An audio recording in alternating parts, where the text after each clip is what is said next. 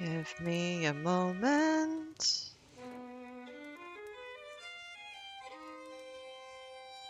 It's going live, okay. Should be good.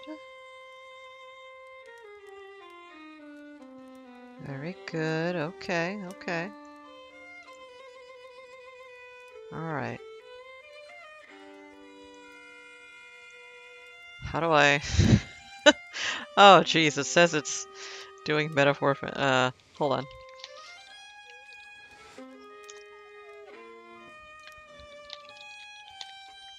Okay. Save. There we go. That's better. I always forget to, set the, No, not right now. Thank you. Thank you, but not right now. Okay.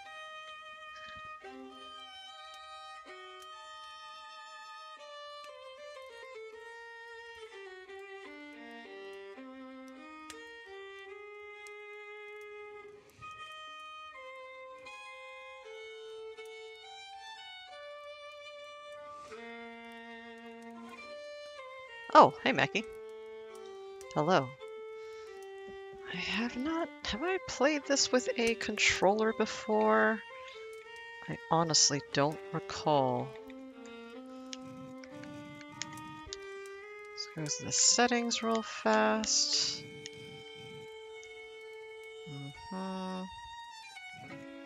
Sound. So they can only go into the office if they're invited, right? Well, I guess you would be invited just by...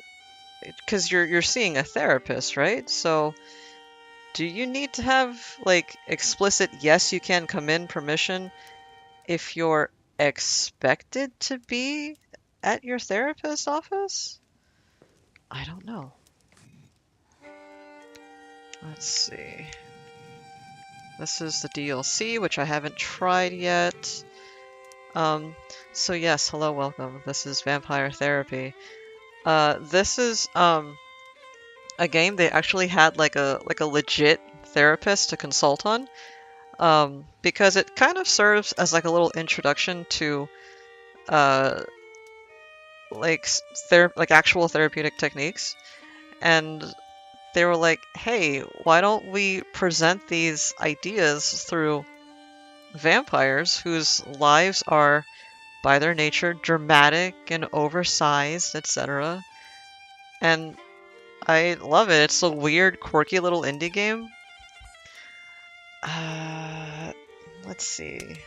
I believe it won awards for this too. Like, I mean, it's cool. Let's see. And I like that it had this little warning, a content warning. It's very nice. Making sure that your players are comfortable and they know what they're getting into. Gonna give you guys a minute to read this. And it's just, I don't know, I just appreciate that it's not afraid to tackle darker material because this is often what we need to see therapists for. But this is not a substitute for therapy. Unless you're a vampire. I'm gonna assume you guys have already read it because you all are really intelligent people who can read super well. So I'm gonna go ahead and hi Em. We just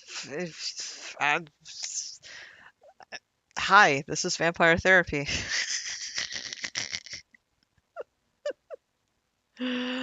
I can almost guarantee this game is not what you guys think it is. I swear to God, it's not a sexy game. Not that there's not sexy stuff in it, but it's not. It wasn't intended to be only a anyway. My name is Sam Walls, and I'm a dead man. Well, kinda dead at least. See, I'm a vampire. Now, if you think that means all that Dracula hooey, like hissing, wearing skin-tight leather, and hunting mortals, that's exactly the sort of thing I did in my younger years with my former gang. And let me tell you, a vampire who's... I got lucky, though.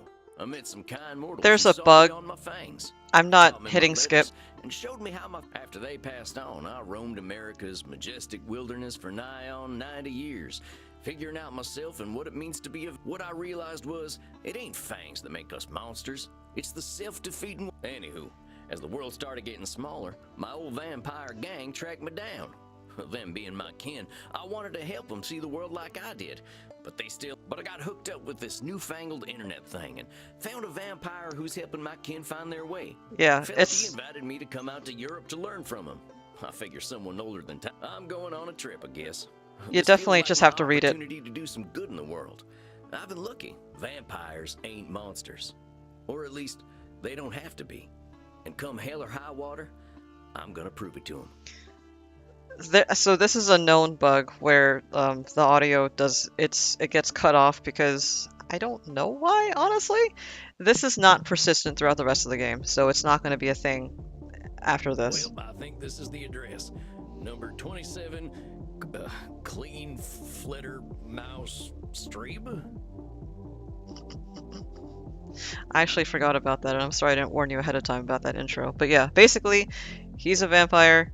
He figures they don't have to be monsters. We just need to tackle the self-defeating ways of vampires think. And then he met another vampire over the internet, I believe a Greek one over the internet. And he was like, hey, come over here to Germany, where we are right now, to a goth club. And we're gonna help other vampires. Yes, Little Bat Street, which I thought was kind of cute. Sure is a hell of a lot of ruckus for this time of night. People stay up late here. Wait a minute. These folk are vampires. Better watch myself. Guten Abend, folks. Sprechen Sie English? Jesus Christ. Ja, hello, Alta. Are you here to party with us at the hottest club? I would like to know if you guys can identify who this voice is. I want to ask about the dress code. Should I be also dressed in goth gear? I don't think what I'm wearing will fit the dress code. The cowboy look is totally sexy, but you will get a bit sweaty. Sweaty. I hope we will all get a bit sweaty. Oh. Good thing we run a little on the cold side, huh? Don't worry, my Liebling. We make each other warm. Jesus Christ. Reinhard, stop. Don't scare the American. I want to do that. Maxi Liebchen, you're so naughty tonight. Anyone any ideas who this voice is? The male vampire? No, you are the naughty one. Oh, I definitely ain't an American no more.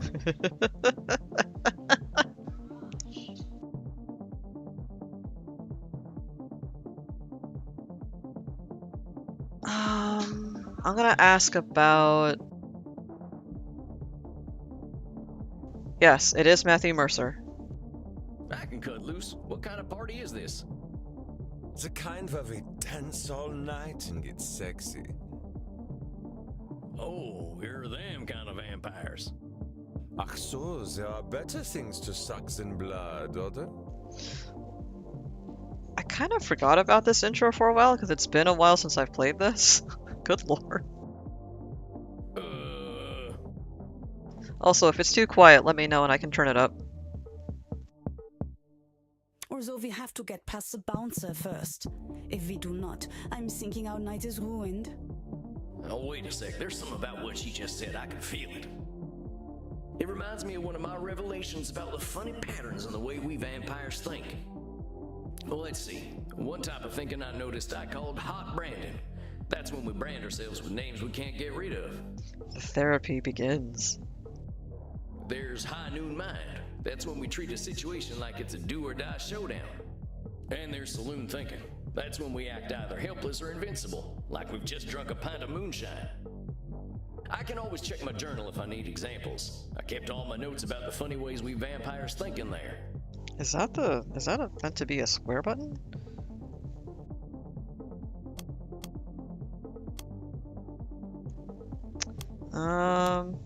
It's the only place to be on Friday night. Maybe High Noon Mind, I think? Amigos, you're putting too much weight on this thing. It's a nightclub, not a high noon showdown. The night's full of possibilities. Reinhardt, I don't know what this means, but I like the way the sexy American talks. Oh, for the days when we were liked worldwide. You make us think that maybe it is better we haven't gotten into the club, because we are now meeting you. Hey, if meeting me makes your night better, I'm glad we met. I really gotta find Andromachos, though. You have to get past the bouncer. He decides who gets in and who doesn't. And he hasn't looked our way all night. Maybe I'll have a little word with him. Excuse me, friend. Holy I shit. hear you're the man to talk to around these parts. I'm here to see Andromachos. Have fun, mate. Thanks, Lurch. Hey, thanks, amigo. You have yourself a fine night, you hear? Cowboy, what about us?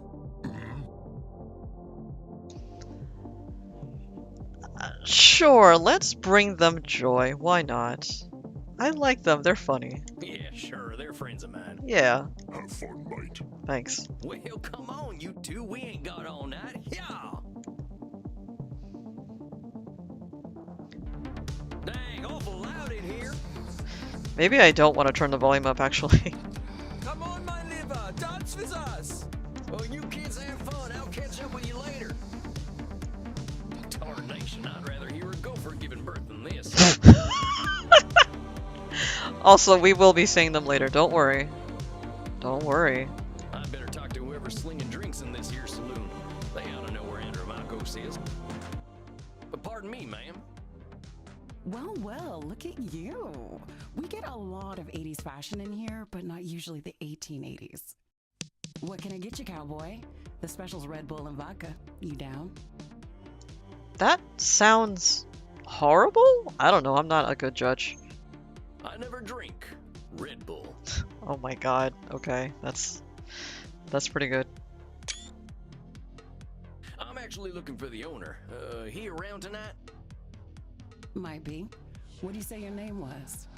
Sam Walls, begging your pardon. Sam Walls, huh? I don't think I know anything about a Sam Walls. After all, I'm just a know-nothing bartender. Oh ho ho. I believe that's hot branding. From where I'm standing, I see someone with style and confidence, not just a drink machine. Don't go branding yourself like that's all you are. Don't you go worrying about me, cowboy. The man upstairs warned me you were coming. I was just testing to see if you are who you say you are. A therapist test? Tell you what, let me give you something from our special reserve. I don't think you're looking for booze. It's not that bad if you like Red Bull? Yeah, that's the thing, I don't really, so I guess that's why I'm like, ugh. Well, thank you kindly, ma'am. I was wondering where the blood was. I met some vampires outside, so I figured this was a vampire club. You met some goths, honey. They're here to dance and have fun. So all these people are mortals? How do you think the head vampire gets his blood? They can't wait to share it with him. It's a special experience. I have always wanted this experience, but no. He's the only real vampire here. Well, him and Bert. Bert? Bert? You met him already. Bert, shuffle on over here. Oh, okay, that's right. This one's here to see the big guy. Show him upstairs, okay? Have fun, mate. Good luck up there, cowboy. Hope you find what you're looking for.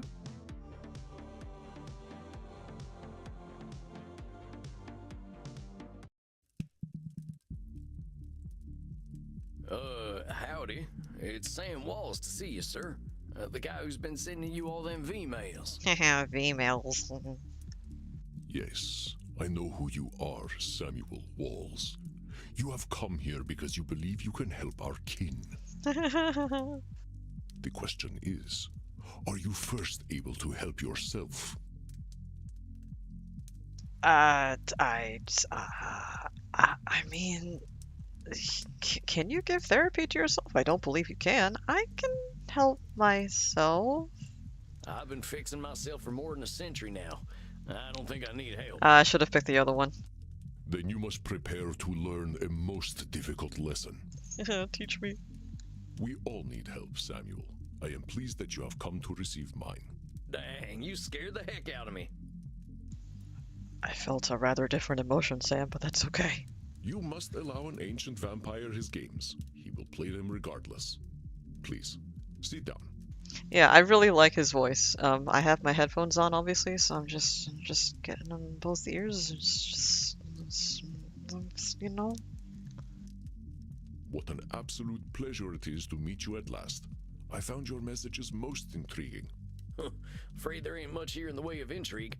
I'm just a lonesome cowboy looking for answers. Also, yeah, I also really like Sam. He's just a really, like, cute... I just want to, like, scrunch his head like a puppy. It's just... You know, I receive emails every day from vampires seeking my help. You are the very first to seek my aid in helping others. This alone makes you intriguing. Well, dang.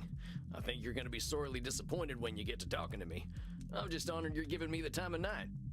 I have unlimited time, Samuel. I am pleased to share some of it with you. Our kind can be rather set in their ways. It is inspiring to see someone so young and eager to learn. Yeah, well, I wasn't much for learning when I was alive. Just making up for lost time, I guess. It sounds as though you have been handling your own life better than most. I was particularly intrigued by these revelations you had while walking in nature. Yes, yeah, he's hot. I don't know what else to say. It's just, whatever. Oh, yeah, them. Well, I give walking the credit. Nothing sorts my thoughts out better. After a few decades, I started seeing patterns in the way we vampires think. Can you explain some of these patterns? I've tried to explain them to other vampires, but it ain't never gone well. I can try, though. See, we tend to assume certain things just because we've been believing them since we were alive. Or we decide the world's against us just because we're hungry or tired or something. And when we start tackling problems that ain't real, we ain't fixing our real problems. That make any kind of sense? This game could turn into a Zachtronic-style alchemy game and you still couldn't beat the sexy vampire allegation staff. I mean, look at him, though. I'm just saying. Fascinating, Samuel. These revelations that you had in the woods, mortal psychologists have a term for them. They are called cognitive distortions. Cognitive whoozy what now? Cognitive distortions. They are exactly as you described them. I will explain in a moment. Please, tell me about these specific revelations you had. I played this, I think, almost no, not immediately after Persona 5, but not long after Persona 5, so I kept being like, oh, I know that word. Okay, I will explain High Noon Mind. Well, I noticed how we stress ourselves out by making everything a battle of do-or-die absolutes. High Noon Mind, I call it. Like that feeling you get right before a big shootout. I definitely do this. I must confess I have no experience with this feeling. I engaged in mortal combat long before the age of gunpowder. But the sentiment you describe mirrors the words of my old friend Marky Aurelius. Marky He used to say that the magnitude of life's challenges often turn us into our worst selves. Marky Aurelius. You mean Marcus Aurelius, the Roman emperor? Marky. Of course, his name was Marcus. Marky was a bedroom name. Alright. You mean you and the emperor were... It was ancient Rome. Penetration was similar to a handshake.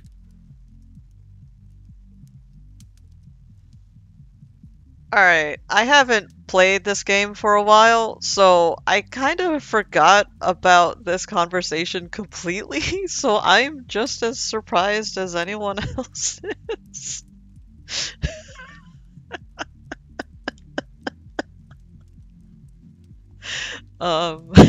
Moving on. My apologies. I somehow forgot you were American. No, well, But let us discuss this High Noon Mind. no, wait, hold on. I believe we can broaden your definition. Mortal psychologists call this phenomenon of binary thought polarized thinking, but I like to call it Nosferatu thinking. There's no allegations, it's fine. Nosferatu thinking? It means you are thinking in black and white. I get it. That's cute. I get it. That's pretty funny. Yeah, this one. I believe it encompasses the breadth of the distortion. One is not flatly weak or strong, good or evil, smart or stupid, a success or a failure. The truth is far more complex and colorful. Can you say breadth again? Not every high noon gunfight ends in oblivion, correct? But yeah, that's true. Getting shot still ain't fun, but it ain't the end neither. A perfect example, Samuel. Now, try to catch me using Nosferatu thinking. Okay. I will give you a series of statements, and one of them will contain Nosferatu thinking. I will repeat them if you miss it. Okay. If I do not drink blood, I will surely die. Can I do... What was the button again? Mortals will always fear our kind. That's not the button? Is it this button? No. Is it this button? That's the button. That's how you... Okay, that's how you open up his little journal. So he has this cute little journal. I mean, look at this. Look at his little email. He's got a Vmail account. It's adorable. Oh, I love it. And so I found this old notebook and figured I'd take it with me to Europe. I figured it'll help me organize my thoughts. I'll separate into sections so I can jump. Okay, so I can basically jump between parts of the journal. So you can. We are only trying to identify Nosferatu thinking right now. I will repeat myself. No, it's okay, dude. Okay, I guess this is another bug where I pushed a button to try to advance the journal page, but Andromachus thought that I was actually like pointing out his Nosferatu thinking, but I really wasn't. It's got a few things to iron out. I used our worst cells and MHQ adjacent things, scatter, see they got doctorated and replicated for our neurology, and at least Nercanon developed a cure for what kind of neuritis. If we to basically turn you into your worst self, subtly rewriting core parts of the root neural way. That's cool. Where was I? Oh, okay. Yes. I don't know. I just liked his little journal. It's really cute. And just like his examples, like if I can't get the best saddle, my butt's gonna break. It's adorable. Sam is adorable. Either I show up ready to win the rodeo or I'd better just not show up. I do tend to do this sometimes. Saloon thinking. A lot of us bloodsuckers have a habit either of feeling responsibility or soul control or of feeling completely hopeless. Thing is, usually neither is true. Feeling hopeless don't mean we're powerless, and feeling untouchable don't mean we're invincible. Our real capabilities are somewhere in between. I can't deal with the bureaucracy of international travel with my coffin. I'm stuck in the USA forever. This one I don't tend to really do. I don't know about the rest of you. Hot branding. We vampires sometimes call ourselves awful names. I'm a failure. I'm unlikable. I missed that shot. I'm such a butterfingers. Crying over a horse. You're sappy as hell. That fella doesn't like wearing leather. He's only a vampire wannabe. This I definitely am guilty of.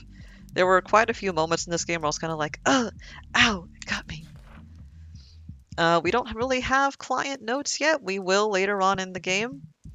If you guys want to see more of this game, just tell me, because I mean, I like playing. I haven't beaten this game yet. I got to, I think, the 3rd client, and it was great. It's fantastic.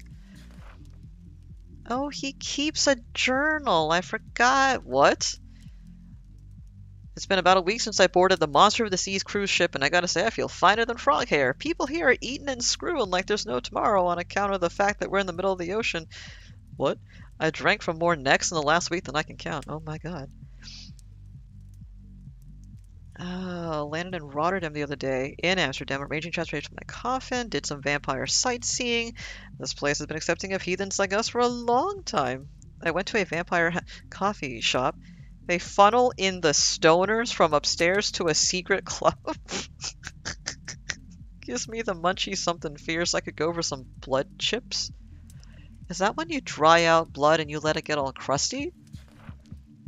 Writing from Berlin today. I head to Leipzig tomorrow night, but I figured I should check things out here. They got a club here where people are up till all night doing all kinds of kinky stuff.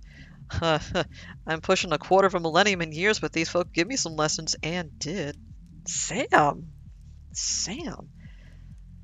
They've got a nice art scene here. There's even local funding for video game development. I think that's a reference to the studio that made this. I'm not sure, but I think so. I like it here. I don't have to speak German. See? Jack will be fine. Ain't nothing more to read. Can I put this away? Okay, sorry. Yes, hot vampire. What we're doing? Mortals will always fear our kind. I believe that's Nosferatu thinking. That's Nosferatu thinking right there. I've met mortals who knew who I was and weren't scared. Yeah, they would just be really aroused. Very good, Samuel. And even if you hadn't, to say mortals will always fear us ends any hope that they might not. Always is such a terminal word, is it not? Yeah. Would you like to discuss more of your revelations with me? Yeah. Saloon thinking. I realize that as vampires, we can get the feeling of the power that comes with immortality and strength, but then we get hopeless and aimless over time. It's kind of like the fella you see in the saloon at the bottom of a bottle of whiskey. Either he thinks he can fight everyone, or he's crying into them last drops because he thinks life's hopeless. It's saloon thinking. Two extremes that probably ain't true. A fascinating observation, Samuel. Your saloon thinking was described in my time as the battle between hubris and nemesis, the twin excesses of arrogance and self-pity.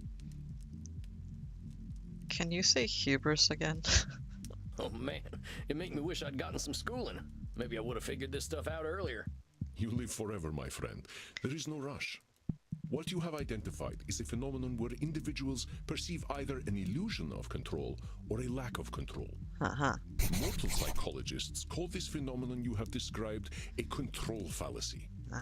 Rarely do we have complete power over our situations or no power at all. But we create this illusion that stops us from attempting to change our perceived situations. Actually, maybe I do this. Yeah, you're right about that. I used to think I'd never get away from my gang. And maybe that's what made me stick with them for so long. Oh my god, I think I do this. Yes, you see how cognitive distortions keep us from facing reality, whatever that reality may be. Of course, I am so old and powerful that I am always in control.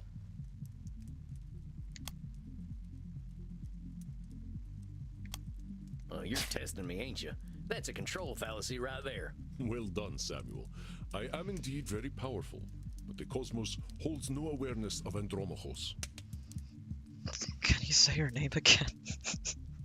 Of course, as you expertly pointed out with your analogy about the man at the bottom of a whiskey bottle, a control fallacy can be positive or negative. Huh, okay, yeah, I think I could see that. Listen to my next few statements and try to find a control fallacy. Simply let me continue if you do not detect one. The sun will eventually burn out. I will roam a cold, dead earth, and there is little I can do about it. I'm gonna let that pass. My kitty cat died. I shall be lonely forever. So cute and sad. Let me see what else he has to say. I shall never feel the warm sun upon my skin again. I shall never feel the warm sun upon my skin again. I don't know why he said that twice, but okay. That sounded like two different takes, and they just like forgot to cut them apart and use only one of them. Like, I don't mind hearing more of his voice. It's just... You didn't catch my control fallacy. Let's try once more. I just really like hearing you talk, I'm sorry. The sun will eventually burn out. I will roam a cold, dead earth, and there is little I can do about it. Is this it? Well, that sounds like one of No. the control fallacies. With all eternity, heck, I think you could do something to save the sun. No, Sam. I applaud your optimism and ambition, Samuel, but some things we must be prepared to accept, and the death of the sun is one of them. But let us continue. My kitty cat died. I shall be lonely forever. This one, is it? I'm sorry about your sweet kitty, but Yeah. you can always pick up a new one. Or there's lots of them just waiting for a loving home, so you don't need to be lonely. It was just an example, Samuel. Well spotted. But I do speak from experience. I felt this way once when a pharaoh I was dating had our cat mummified. Damn, dude. Like, is there anyone you haven't been fucking? Like, which pharaoh were we talking about? I went into a murderous depression that nearly decimated the continent. Oh. But I had the power to help myself all along by adopting a new friend in need of a home. That's... so... I love that. That's so funny. He went into a murderous depression. He almost killed everyone. But he just needed a kitty. It's fine. He just needed a kitty. He welcomed a new pet into his life. Oh, dang, don't let me get on your bad side. I doubt you shall see it, Samuel. Did you have more revelations to tell me about? One more. Explain hot branding. Hello? Okay. See, I used to be in a gang. They were my whole existence. If you asked me who I was, I would have said, I'm a murdering bastard. Once I got away, I realized how small-minded that was. I was Sam before I was a murdering bastard, but that's how I was choosing to brand myself. Oh god, I definitely do this one. My old gang's still around, and they're still branding themselves like that. They can't see themselves as anything but killers. Very astute, Samuel. I favor the clinical term, however, which is labeling. You correctly discovered that labeling is a reductive act. When we call ourselves names, even if we find them accurate, we create prophecies we are doomed to fulfill. Yes, this game is delightful. I really enjoyed this. For millennia, I thought of myself as a killer. It was not untrue that killing was how I made my way in the world. I was an unstoppable warrior and assassin. But with this label, I limited myself for ages. I did not only kill people, I also killed potential aspirations I might have had. Oof. See whether you can catch me doing some labeling in my next few statements. I am so old, I am ancient. I mean, it's kind of true. Call me whatever you like, but don't call me late for dinner. How shall I describe myself? Yes, I am a mass murderer. Okay, I think that's what we got. Well, that's about as clear a labeling as it gets. Yeah, we vampires tend to do a lot of killing, but reducing ourselves to killers ain't doing us any favors. Excellent, Samuel. You are correct. Labels can be cages that we lock ourselves in. I was a mere murderer for most of my existence because that is how I labeled myself. Yeah, I did the same thing. Sam Walls, the murderer, reprobate, and good for nothing. Those are not how I would describe the Sam Walls I see before me. Oh, Did you have more revelations to tell me about? I think that's all of them. Or at least the ones that were the most obvious to me. That you recognize the concept of cognitive distortions at all is most impressive, Samuel. What took me nearly 3 millennia to understand took you merely 2 centuries. Oh, come on, you're just flattering me. I'm just a dope stumbling his way through one life. Are you now? Tell me, Samuel. Oh. What kind of cognitive distortion are you exhibiting when you call yourself a dope? labeling? Yeah, I'm doing some labeling.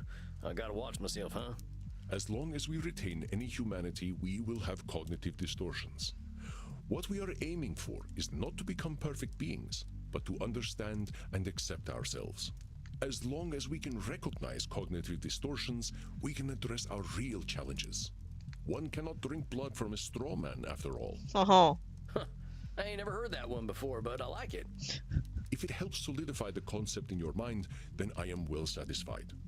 I know you came to learn from me, so I will do my best to honor your good intentions.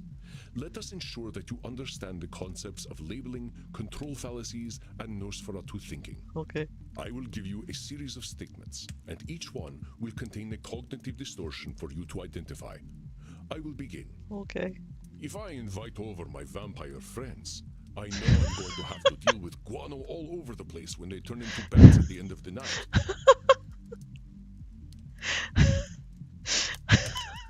Gross. Well, that ain't right. He's acting powerless, like a man clinging to the whiskey bottle. No, I thought that wasn't right. What did Rocco say that distortion was? If I invite over my vampire friends, I know I'm going to have to deal with guano. Oh, I guess all that's over the control place when fallacy. They turn into bats at the end of the night. All right. Well, there's a control fallacy, sir. You're acting like you've got no control, but you could lay down some ground rules for guests, or some newspaper. Ew, don't they have like manners? Don't poop indoors. Like go outside and do that. It was a groovy good time for a vampire bat to fly out of his coffin. Wait, what was that? Or express concern to my friends that they have not been toilet trained. Yes. Very good, Samuel. Let me try another. Okay. I am Andromachus, the ancient darkness, the scourge of the Mediterranean, the mortal's bane. I mean, yeah. Well, that's definitely some intense labeling. Those are some hard names to get over.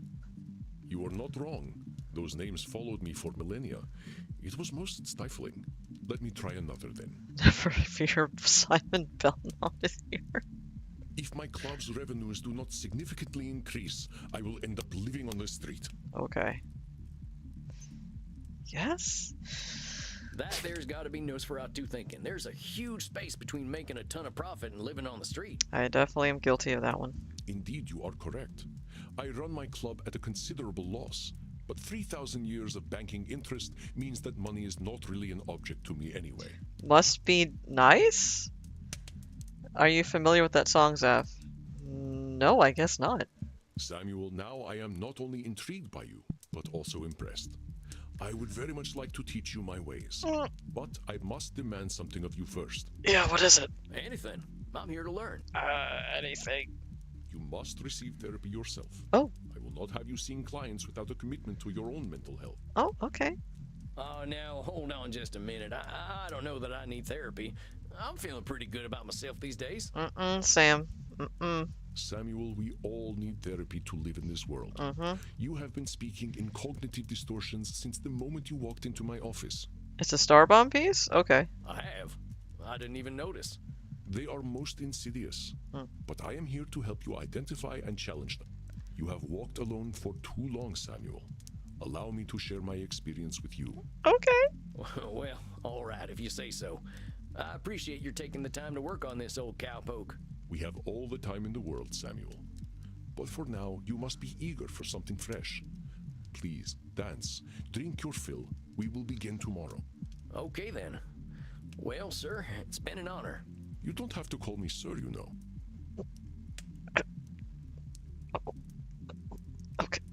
Okay. All right, then, Andromachos. Andromachos.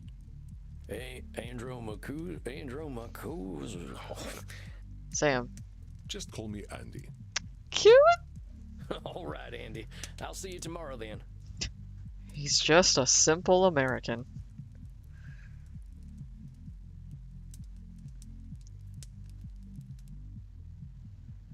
Thank you. I will check it out later. Whoa. Dang, look at all them mortals, sweating, blood pumping. I am thirsty. There ain't no power on this earth that'll get me on a dance floor. Aw, come on, Sam. Let me check his journal real quick. What's it say?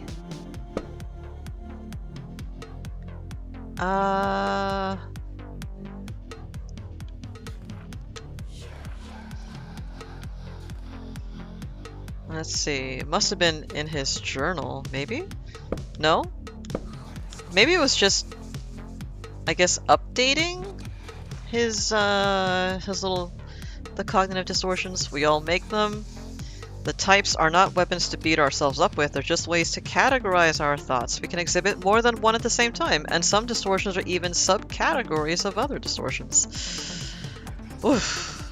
Okay. Maybe I'll see if the bartender's got anything for me. Yes. I was watching Project Melody before tonight. I gotta say, sometimes he makes some very similar noises. I will take that as a compliment. Eastwood again. How'd it go, cowboy? So well. Seems I'll be sticking around. Guess I'd better get used to things around here. Good to hear. About time someone helped Andy with his work. Seems you vampires have a lot of problems to fix. Name's Crimson, by the way. Lady, I really like your getup. You look cool as hell. Fine meeting you, Crimson. How do you know so much about what Andy's doing? Pillow talk. I'm his blood partner. Okay. No shit. How's a mortal get hooked up with an ancient vampire? Yeah, dish. I'm a rock climber. I stumbled into one of his lairs in Madagascar, found a cave while climbing a mountain, and there he was, naked in a hot tub.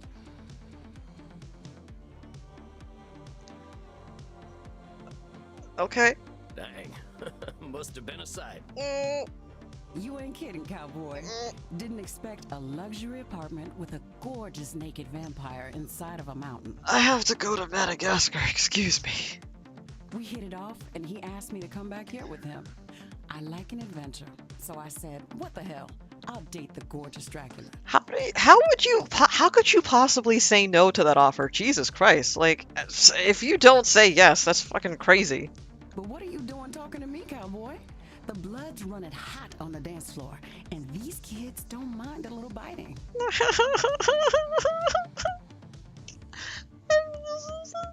Ain't way I'm dancing. There's gotta be a better way to get something fresh to drink. Reinhard, look. It's the sexy old guy again. Hey. You should buy us a drink, old guy. You'll probably get lucky. Actually, you will definitely get lucky. That was a really good delivery. Pleasures of the flesh ain't exactly what I'm after tonight.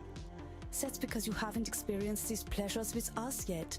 Buy us a drink and you will discover great satisfaction by uns. Tell them they can support themselves. I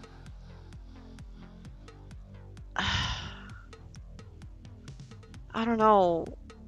I don't know, guys. What should I say? All of these are kind of funny to like. I mean, like, this is Sam's character, right? But it's just funny that like he's just this adorable American cowboy in a German fetish club. He's trying to tell these kids like, listen, alcohol's bad for you. It's really cute. Alcohol bad, money maybe, let them off gentle by playing broke. I mean, I think I am actually broke. I don't believe he has any money. I greatly appreciate how folksy he is in the middle of a German fuckfist vampire. I know! That's what makes him so, like, endearing. He's adorable. Okay, I'm poor, kids. I ain't buying you a drink. All I got are good old-fashioned dollars. You can exchange those, Sam. What do you... I like American money. All we have on our money are buildings. You have most the sexy old men.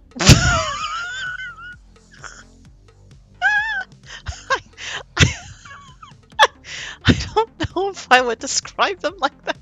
Alright, I'll bite. Which of them old men are sexy? I like Hamilton. His posture is just so powerful. Oh, Christ. There is a dollar coin that has Eisenhower's face on it. Oh, you are right. Eisenhower is, how do you Americans say, a snack? I get it. You like older men. Look, kids, you seem like nice enough folks, but I wasn't planning on buying drinks tonight. Stop teasing the cowboy, Kinder. They're just messing with you. Drinks are free here. Oh! Okay. But dang, really? I ain't never been to a saloon with free hooch. V like Ike. Mercer must have loved... He does sound like he's having a lot of fun with it, yeah. Call it a drink exchange. Oh! So, everyone here knows they might be sharing blood? Sam, that is why they're here! Are you kidding me? Only as long as there's consent. We like to create a safe environment here. Stick out my wrist so fast I punched the vampire in the face accidentally. Oh, sorry. Why don't you take Reinhard and Maxie here back to the kink room? Well... Wait, kink room? Mm-hmm. You're not in Kansas anymore, cowboy. We are not afraid of sex here. Okay. Alright. I'm from Missouri, but point taken. Nobody has to do anything they don't want to do in there. Just have fun and drink your fill, handsome. I'm sure I'll be seeing plenty of you. Okay. Maxie, Reinhard, this is one of our special customers. Ach so, ein Vampir. I'm thinking we are all getting lucky then. My neck scrubs with anticipation. What? Dang. Guess I'm going to a kink room then. Thanks, Crimson.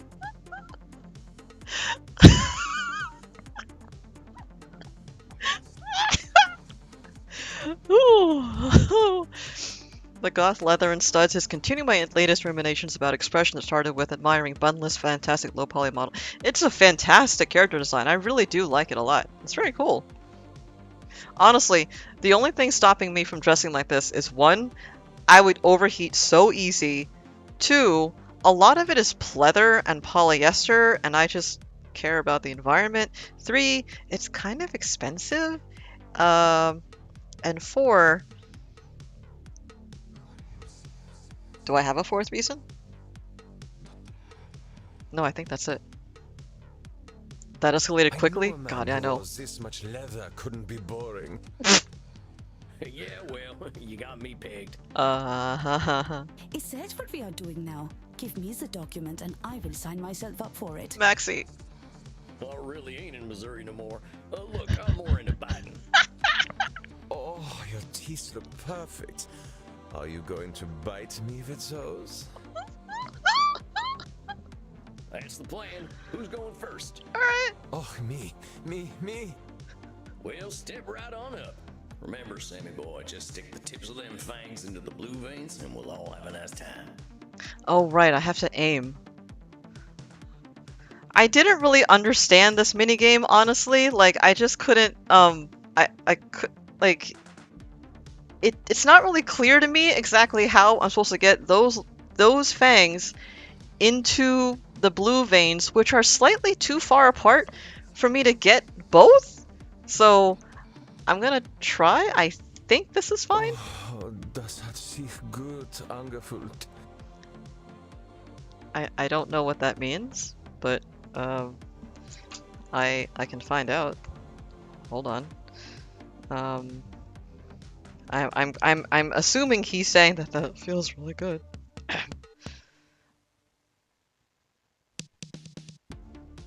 Yes, he's saying that felt good. Okay. He's dead. Reinhard and Maxie are just Snap's inner stream of thoughts without a filter.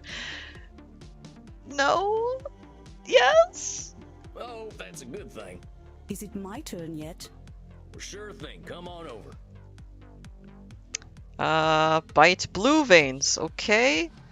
But that's the thing. Like also, your collar thing is in the way. I'm kind of.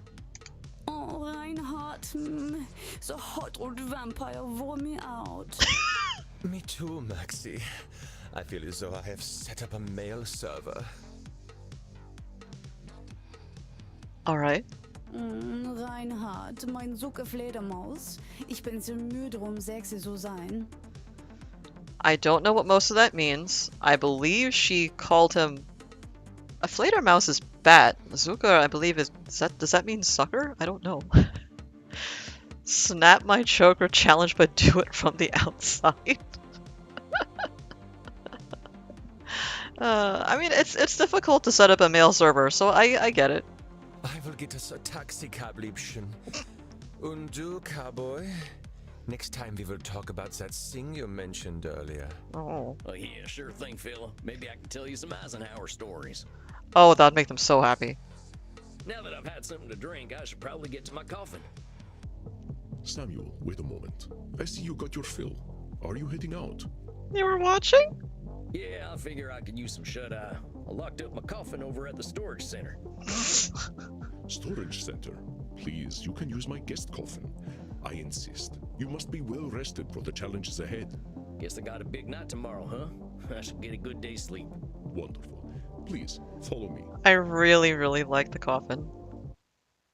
Well, dang. This is mighty plush. Guess it's one of them smart coffins. Let's see what's on TV. Hey, I remember this movie. We were so proud to finally get some representation. Oh, God. Excellent. Not sure I should stay up watching movies, though. This is great. This would be the original Nosferatu, obviously. Well, ain't much else to do in here. I think it's about time I hit the hay. Hope I'm cut out for all this. It's very cozy inside, and it's like, you know, there's little lights in here. You could read if you wanted to. Like, you've got your own little, like, cozy pile of pillows. Stop, it's too much, I'm going to pee. It gets better. The coffin gets better. Like, I don't know if we have time tonight to get to the better coffin, but it gets better. What time is it? 10:30? Okay. Samuel, good evening. I hope you slept well. Yeah, I did, thanks. Like the dead, as they say. Haha. I was hoping to save you some breakfast, but I've already sent them on their way. Oh. Oh, that's all right. I'm still pretty full from last night. Actually, I'm kind of curious if, no. I'm kind of curious how long that clip could have gone for, if I hadn't, like, sent the dialogue forward. Like, is the original Nosferatu, is that public domain now? I don't know, because if so, they could just have that clip going as long as they fucking want to. If he's not a Red Bull kind of... Alright, okay, whatever, man. Yeah, just fucking come in my stream and say this shit to me and... God. Them goth types were practically throwing themselves at me. I am not surprised. Perhaps I should be concerned that some of my guests will follow you home. Well, gosh, if I still had mortal circulation, I'd be blushing. Aw. Why are you so embarrassed, Samuel? Ah, hell. Guess we should just save it for therapy, huh? We gonna get started now? If you like. Why not? I'm eager to get going. Let loose, Doc. Very well. Let's start with the first question any therapist asks then. What brought you to me? Why is becoming a therapist so important to you? Your cat just touched noses with you? Aw. Well, gosh, I remember what it was like. Being all angry, hungry, and scared all the time. It ain't no way to live. When I see vampires acting the way I used to, I just need to show them there's more to unlife. And why is that up to you? I think it is public domain, which is odd considering it was supposed to be destroyed. Bram Stoker's wife is rolling in her grave. You, of all people, know how lost our kind can be. Preying on the world, dating mortal high schoolers. I think that's a dig at Twilight. I've got to make them see their potential. That's what I'm here for. I know it. Watching people who act like you used to is pain. Yep. That is a lot of responsibility to place on yourself. You got a funny look in your eye. Am I doing one of them distortion things? You are most perceptive. Yes. Perhaps you can tell me what it is. When you say you are here to make vampires see the world differently, in what way are you distorting reality? I'm thinking it's either black and white thinking or it's a control fallacy. Maybe? Well, I guess that's a control fallacy, right? Yeah. I can't assume I'll be able to help other vampires the way I was helped. Very good, Samuel.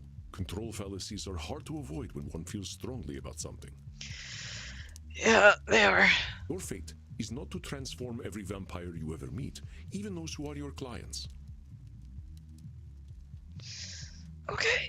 You will do what you can do, and that is enough. Okay. But I am eager to learn how you developed this desire to help our kin find a different way of thinking. Well, like I told you when I first emailed you, I was a real nasty son of a bitch when I first became a vampire. When I look back and see what a no-account piece of shit I was, I ain't nothing but embarrassed. It all seems pretty stupid to me now. Here we are living forever and all we can do is kill? That's the dumbest thing I ever did here. I am going to stop you for a moment. Stupid, no-account piece of shit, nasty son of a bitch, dumbest thing. Do you hear the way you are talking about yourself? With respect, sir, I earned all them names. I killed women and children. Half the ghost towns out west are my doing. I didn't think of nobody but myself. Pretend you are my therapist. If I sat here and called myself a no-account piece of shit, what would you tell me? I would tell you that you're labeling yourself, sir. I mean, Andy. I'd say you were doing some labeling.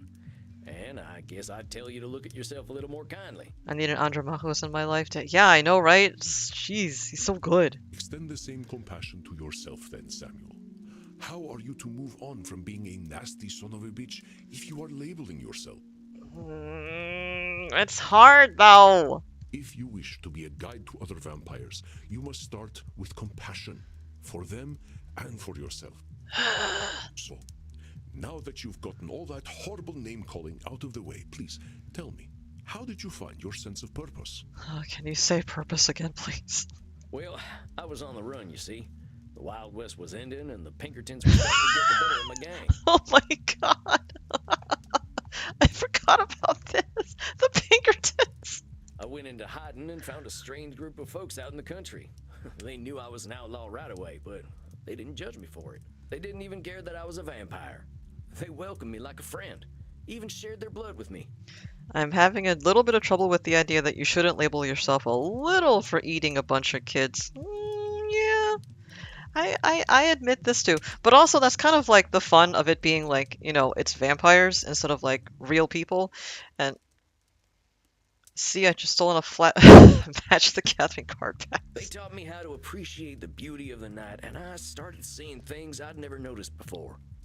Because, like, if you need to survive by, like, eating people essentially. Mine, they're in this game at least, they're all willing to give you blood, etc. Maybe your sense of morality is a little bit different if you are like, because I mean, like, we eat lambs, we eat veal, which is, when I think about it, it does make me kind of uncomfortable. So maybe for vampires, it's like, whatever, just eat up a kindergarten. They taught me my letters, philosophy, and how to question things instead of being scared of them. I think about them every day of my own life. They somehow freed themselves of all the judgments of the time and were better off for it. These must have been the 19th century American transcendentalists, yes? I don't know anything about this. Yes, sir. I'm glad I died when I did, because their like just don't exist no more. Once my community died out, I started walking. That was something else they taught me how to do. There ain't nothing like having a walk and a think. This is actually true. I guess that's fair. Most of the animals I eat are more personable than most kids I've met. Like, whenever they do those videos where, like, they show a cow who's, like, really happy to be led outside of the barn and they frolic in the grass and they roll and they're being affectionate with their keepers, I'm always like, oh, God, that's a feeling creature right there that I just ate. It was delicious. Ah. I walked in nature for about 90 years and just took in all the grace and beauty of my country. Self-care comes around the aorta of a nun. I guess I was kind of selfish, though. I should have been helping other vampires the way the Transcendentalists helped me. Why? Why waste 90 years walking when I should have been helping others? Seems pretty obvious to me. I could have done a lot of good in that time. But your should turns that which you could find fulfilling into a duty. You create an extrinsic motivator. Andy, Christ. Jesus. Damn. Fuck. Truth statements are another cognitive distortion, something created by your own mind. Nature asks almost nothing of you. Ow. Let me just see about that. What it says about... Sometimes we judge others and ourselves with arbitrary rules on how things should be, and then we get hoppin' mad when our expectations ain't met. Should statements can put a lot of pressure on us, but there ain't too many universal rules. Heck, we should probably be dead because our hearts ain't beating, but it seems that ain't true. I'm a vampire. I should live in a castle. When you're in a gang, the gang needs to be your family and no one else. I think I would get tripped up there with the black and white thinking, the Nosferatu thinking. A cowboy must never show fear. I guess the gang needs to be your family and no one else. I guess I could see how that's a should statement because you're making it like an expectation that you're placing on yourself, I guess. Oof, yes. Even if your should comes from a place of good, it creates undue pressure. And what do we do once we are pressured? We resent the shoulds. We procrastinate. And as you know, we have a lot of time to procrastinate. You got that right. Why do today what you could do next century? Exactly. Should statements remove the intrinsic joy from that which you find fulfilling? Hold on, though. Ain't there some things we really should do? Of course, there are things we must do. But nature herself tells us what they are. We invent the rest. Here, let me give you an exercise. Listen closely. See whether you can find the should statement that is a distortion. I should go to the vampire dentist. You know what they say. If you have bad fangs, you get bad blood. I mean, you definitely should go to the dentist. That's. I should drink blood today. Yeah, you probably should. Yeah. I should take my blood partner Crimson out on a date. Ah. Well, I mean, like, yeah, you should, but is that the... But, like, maybe by turning it into, like, a thing that you just want to do, turning to a thing that you should be doing, you're taking the joy out of it? Let's see. Saying you should take Crimson out on a date is a should statement. You've turned something you want to do into something you have to do. Okay, yes, I see how that is. The gang thing is like family obligation, isolation. Yep. That's right, Samuel. You know, I couldn't be more pleased with you. Ow. Your time in nature was clearly well spent. Well, thanks, I suppose. But if you don't mind my saying so, I hope you're treating that mortal lady right. Thank you. Please, ask her yourself. Can you laugh one more time for me? I imagine she would share her blood with you. You look like her type. What are we doing here? Hold on. I've only been in Europe for a couple of days. I ain't gonna go after my teacher's girlfriend. She does what she wishes, and that is why I chose her as my blood partner. Okay. Right. Samuel, even if it beats no longer, you have a good heart. I think you will be an excellent therapist. So far, that good heart of mine hasn't amounted to much, but I'm willing to give it my best shot. I don't think it's I'm a little bit sweaty. Is it just because the temperature is going up tomorrow and like it's just rising overnight and that's why I'm You are uncomfortable with praise, aren't you, Samuel? Every time I say something positive, you find a way to negate it. I just don't think I should be doing any bragging. I spent my first 50 years killing. I spent the next 90 walking in the woods. I've tried to walk a better path since then, but I ain't no saint, Auntie. I did not say you were. Having met several so-called saints, I can attest that none of them were either. I understand your discomfort, Samuel. I, too, have done terrible things that I cannot erase. But is erasing the good I have done worthwhile?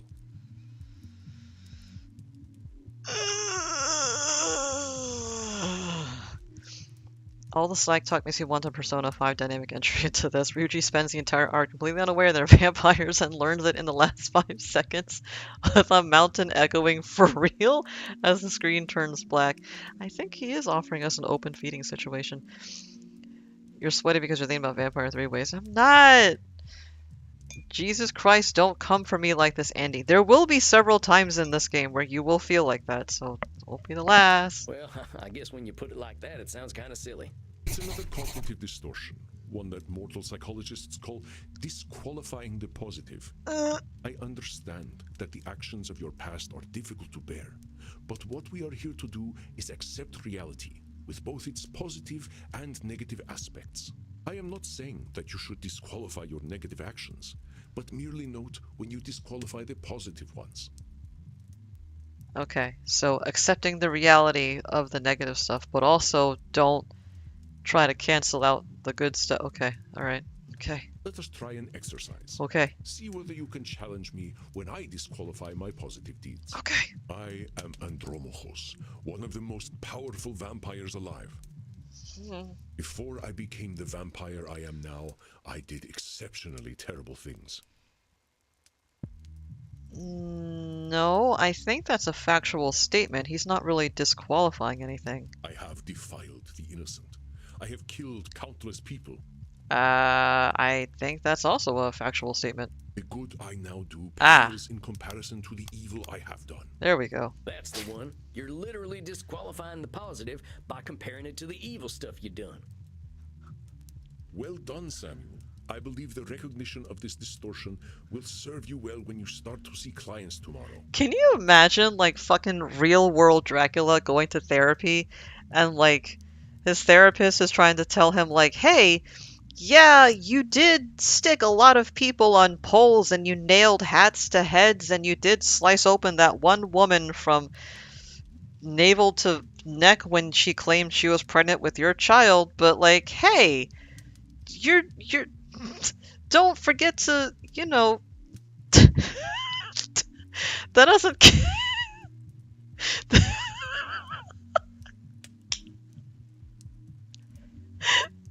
that doesn't undo all the good you're doing now. Like he's opened an orphanage or something. Whoa, tomorrow? I only just started learning these here cognitive distortion things. I will, of course, be with you. Oh, You needn't worry. I can sense your instincts and will help you. okay. Lisa Castlevania acting as Dracula's therapist like this, that would be adorable. You understand why this is a little difficult for me. Absolutely, absolutely. But tomorrow, I just don't feel ready yet. My friend, we are never truly ready. But if it would ease your concerns, we can practice with further examples. Would that be helpful to you? See, it's fine, Max. Like he's not defiling the innocent and killing people anymore. He's just in the hot tub in Madagascar in his fancy hidden away apartment, just naked in the bubbly hot water. He runs a club now where people can fulfill their kinks in a safe environment. It's fine. I think I think I'm ready. I think I'm good. Yeah, All right, Samuel. yeah. You must be hungry now. I suggest you get a leader inside you. A We leader? have a big night tomorrow. A leader? How many liters are in the human body? I actually don't know. That's the thing, though, despite we're having a laugh about the vampiric evil deeds, but the thing is there are human beings out there right now that want to make us think mere human misdeeds are just as bad. Yes, exactly.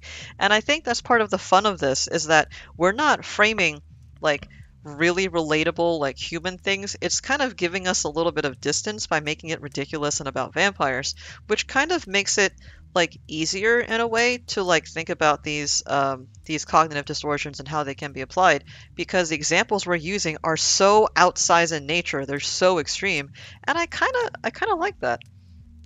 It does in fact take all kinds. Yes.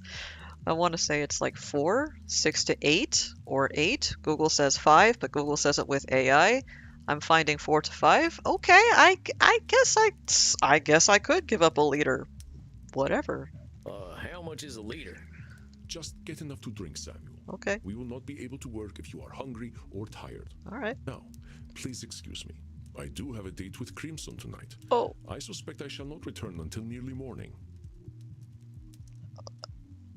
okay. Oh, yeah, of course. I hope you have a nice night out, Mr. Andy. You as well, Samuel. Rest in peace. Thank you.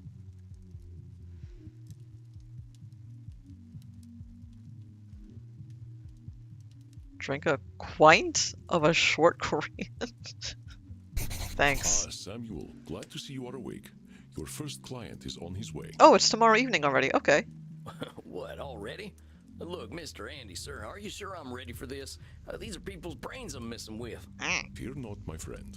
You are a powerful vampire in your own right. To be so young and have so much empathy is quite a gift.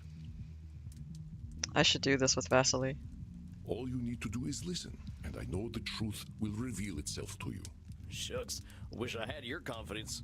Well, to a limited extent, I can see the future. If you are about to misinterpret a client's distortions, I will set you back on the right path. Okay. You can see the future. It's not that impressive, really. You start to see the patterns after 1,000 years or so. Sir. Well, dang. If seeing the future ain't impressive, that's gotta be a distortion. Disqualifying the positive, it's gotta be. You barely require my aid as it is. Haha. If you need guidance, I will provide it to you telepathically. Thank you. Don't think about it too much. When you are 3,000, such things will cease to impress you. Let us look at your first client's case file. All right. Dr. Drain, huh? You ain't got no first name? Dr. Drain, he's male, he's English. A class of 1614 graduate of the Royal College of Physicians. He's been studying the nature of blood for the last several centuries. Became a vampire after a post-mortem blood transfusion experiment. Now runs a global pharmaceutical research company. He has developed an addiction to a drug of his own formulation. Suggestion: detected strong irritability on the phone. Investigate Drain's drinking and sleeping habits. Uh-oh. Yeah, Drain. Get it? Many vampires go by one name. Families and titles seem to become more abstract after a certain age. This is like the opposite of what Pratchett does, where he like makes his vampires just get longer and longer and longer names as centuries go by because they keep piling on new families and new titles. Huh. So is it funny that he kept the title? Indeed. You catch on quickly, despite your habit of disqualifying the positive. Hey, I will let you work now. I shall be meditating in my coffin, but I will sense when you need my help. But Samuel, I know you can handle this. Be yourself, and all will be well. there we go. Satan bless it all, I hate flying. All right, you whiny bitch. Hey there. Hello to you too. God's blood, what on earth are you? I'm an American. My name's Sam. I'm the new therapist. Make yourself comfortable, Dr. Drain. And American as well. Good God. It's not enough for you lot to take over the world of the living. Even the halls of the dead aren't safe from you. Hey, this hits different now. Oh well. I suppose your lot are all into this touchy-feely stuff, aren't you? I mean, And ignorance, even American ignorance, is bliss, I suppose. Oh, sweet ignorance, how I do wish I knew thee. Damn it, how am I gonna work with this fella? I gotta ask Annie. Are you all right, Samuel? You gave me this fella as my first client? yeah, for real, come on. Why not? He is clearly hiding very little about his state of mind. I mean, you're not wrong. I diagnosed him with brat. I was thinking the same thing. Like they were talking about pegging the other day, and I'm like, I think I have a client. How am I supposed to help him when he already sees me as the bad guy? Use your instincts, Samuel. Think about how you have felt in your darkest hours. What does this poor vampire want? I think he just wants to complain. I think he just wants to complain. Perceptive, Samuel. He can hardly stop himself, can he? So, what? I just let him complain? Of course. Just give him a starting point to let it all out. It will make him feel better. All right. Well, if you say so. Don't worry, Samuel. You are doing wonderfully. I will release your time now. Well, are you just going to sit there? God, what a shock going straight back into cold water. All right. I was just gonna ask how your trip here was. I regret to inform me that I think Drain is geared to be an example for me. Oh no. My trip? My trip was bloody wonderful. Until my familiar got a flat tire and I had to fly 30 kilometers here as a bat. Oh. I hate being a bat and I hate flying. Do you know an owl tried to eat me? Go on. Me, a creature that has lived for centuries, treated like common prey. I'm surprised he was even interested. You should see what an ugly little beastie I am when I transform. Oh. All I could do was screech and squeak until he went away. Well, I suppose I'm alive, in a manner of speaking anyway. You all right there, pal? Yeah, for real. Yes, I'm fine. Well, I'm not, of course. I wouldn't be here otherwise. But for the sake of conversational integrity, fine. I take it you read my case file and know why I'm here? You have an his horse died. You have an addiction. You're here for an addiction problem. Yes. Embarrassing, isn't it? Well, what's to be embarrassed about? I remember when Ulysses S. Grant was president. Didn't seem to bother him. Oh, well, of course. How wonderful it is that I share the mental failings of people who only live a single lifetime. Hey, come on now. There's a part of us that's still mortal. Can't help that, just like we can't help being dead. So I'm discovering. Look, I just need some tips and I'll be on my way. Just give me all the tricks. Whatever one does to make addictions go away. Oh. Tips? Let me think. Suggest a milder addiction. Suggest there are no easy solutions. Partner, there ain't no tips that'll magically cure you. But I'm here to listen. You know, I never in my life thought anyone would ever call me partner. Like partner, but not with a T. And I know how you English love your tea. Hey. Thank goodness we can still process tea. We cannot live on blood alone. Oh, you can still have tea? Alright. I appreciate the concern, though. I must admit, I rather saw myself above this whole addiction thing. I tell you what, let's not worry about being above or below anything. You're here now, so let's see what we can do. Alright. What exactly are you addicted to? It's a form of plasma, a catalytic compound of my own design, a necessary component of my own scientific goals. You're losing me. Well, let me try to make it simple. I have been able to replicate and even alter the molecular patterns that vampiric erythrocyte surface receptors receive. Okay. Our unique physiology gives us an increased ligand affinity, which is how we are able to process blood the way that we do. Okay. I can extend this receptivity and thus achieve my true goal. Ah. Synthetic blood. Freedom from the hunger that plagues us and hope for all humanity. Well, dang, that sounds pretty impressive, Doc. Well, it doesn't work without a vampiric catalyst, and that is the plasma I am addicted to. Ah. Pathetic, isn't it? I have spent 400 years trying to steal the secret of blood, only to be engulfed by it, like Prometheus walking into a fireplace. My unique physiology gives me an increased liquid. One moment I liked about Vampire was when the main character and another vampire have a cup of tea together. They can't drink it, but they enjoy being able to smell it. It was a sad moment. I always like it a little bit when vampires are able to, like, take in food that, you know, they would have enjoyed when they were alive, but the joy of it is just sucked out of it for them in their unlife. Like, it's... Their suffering is delicious. Anyway. 400 years trying to steal the secret of blood on P. Gulf by Prometheus walking to a fireplace. Okay. Pathetic? Doc, where the heck would you get a word like that? You've come up with a synthetic blood. Man, I can barely get my spurs on some mornings. Maybe you've had a setback or two, but give yourself a little credit, compadre. Credit? For wasting 400 years? Practically speaking, I'm in the same place as I was back when King James was in power. Only now I have a drug problem. Perhaps I must face facts. My professor was right. Nothing we ever do will make a damned bit of difference. Oh. Samuel, listen to him. Do you recognize his patterns of thought? There's some distortions in there, ain't there? I knew you would sense them. Invite him to talk more about this failure of his. I'll do my best. Now hold on just a minute there, cowpoke. I've heard you talk a lot about failure, but it sure sounds to me like you ain't thinking clearly if you think you're a failure. I am a realist, that's all. Look at me. 400 years of study and still dabbling with leukocytes.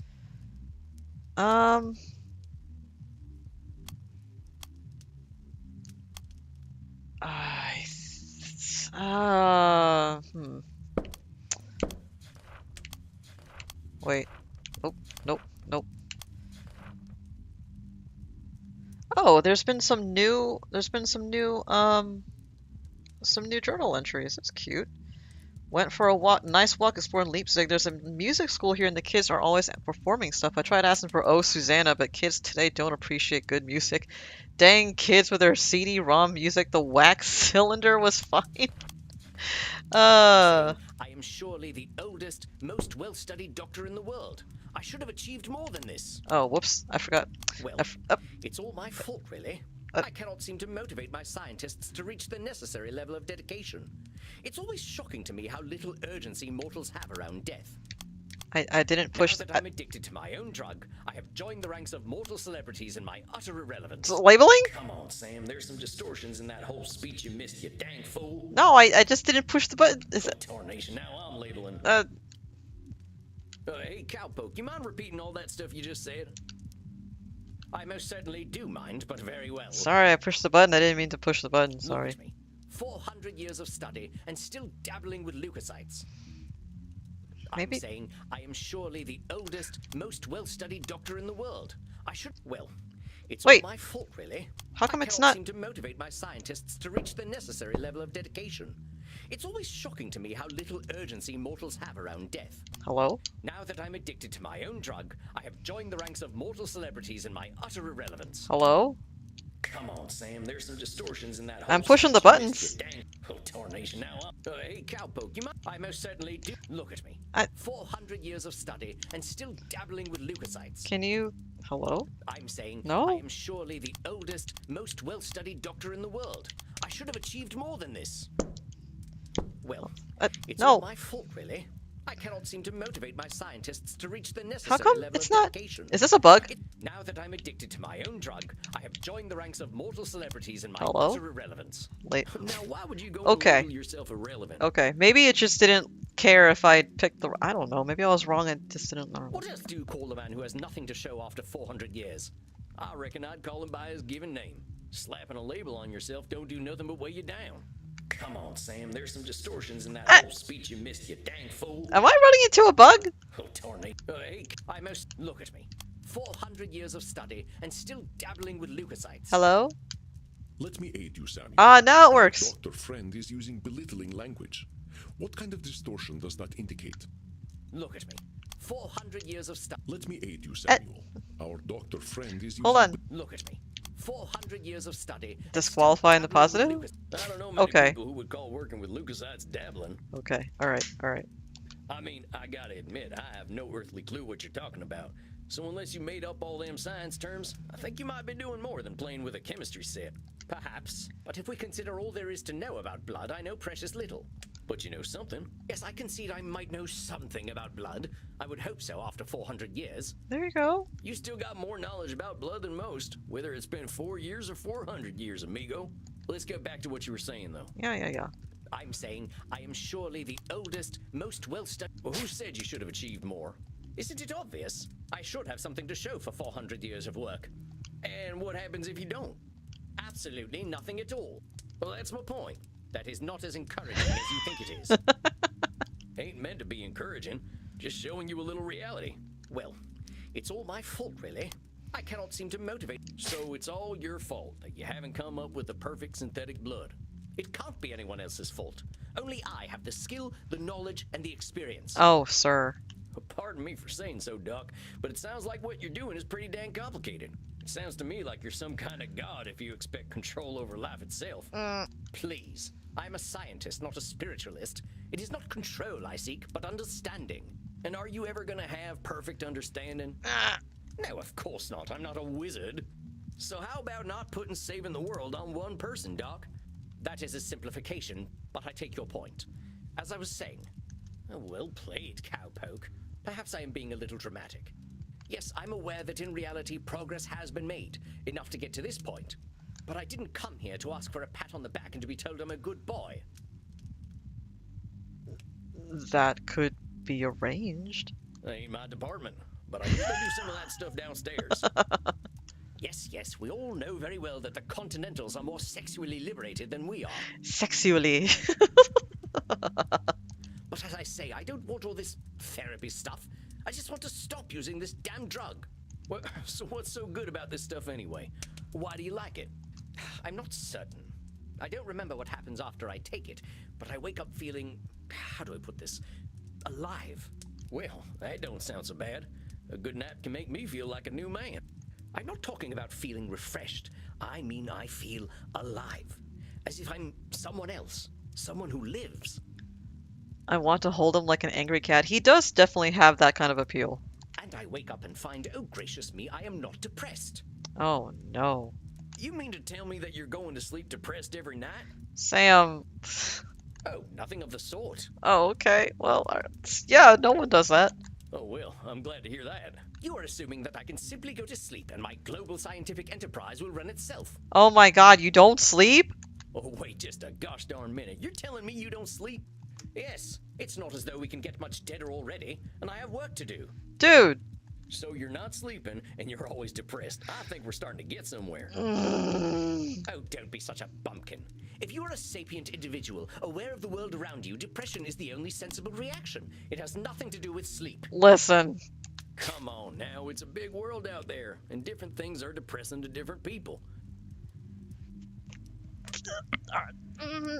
I have problems with this statement because it's true, but also, like, I always feel like, no, actually, people should be depressed about things that I am depressed about, but at the same time, I understand everyone's different, but I'm just like, ah! Anyway.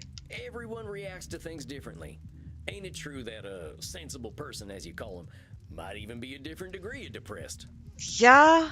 Very well. I suppose I might have been using a bit of mild hyperbole. Mild is putting it mildly, buckaroo. Buckaroo. Buckaroo? Now I'm even more depressed. Regardless, I didn't come here to be a whiner. Oh, boo-hoo, on life is hard. Yes, we all know it's hard. In the moments I wake up, I feel free. I suppose it must be what being an ignoramus feels like. It wears off rather quickly, but I must admit that I've been chasing that feeling of false contentment. Poor man wants to feel like a normie. Partner, I gotta cut in here. You're saying a lot of things that just ain't true. Let's start from the top. Alright. Oh, don't be such a bumpkin. If you are a sapient individual, aware We of the did world this one. around you, regardless, I didn't come here to be a whiner. Oh, boo-hoo, on life is hard. Now, why'd you say coming and talking to me makes you a whiner? Is that not what I currently am? Sounds to me like you're expressing yourself. Whiner is the word you used. Oof. Oh. Yeah, if you want to call it whining, that's up to you. But that's entirely your label. Oh, very well, call it moaning or whinging if you prefer. my dude. Moaning, whinging, bellyaching, still all just labels. I don't believe I shall be using the term bellyaching in any case. But as I was saying, In the moments I wake up, I feel free. I suppose it must be what being an ignoramus feels like.